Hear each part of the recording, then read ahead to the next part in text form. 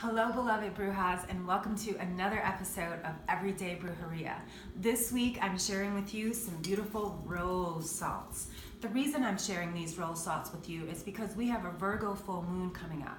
And this very special blend really allows you to keep yourself protected, but really imbue and cleanse yourself in that heart chakra. So what I've done is add my different types of salts as well as my different dried roses. You know, I'm a lover of the roses and I'm always using them. So what I've done is just dry them. I've used some Himalayan pink sea salt as well as regular sea salt, and I've allowed them to imbue some of this moon energy. I'll also put them out again tonight. And so this energy then I'll use to sprinkle along the doorways. I'll put some in my bedroom. I'll add some to my shower scrub and things like that.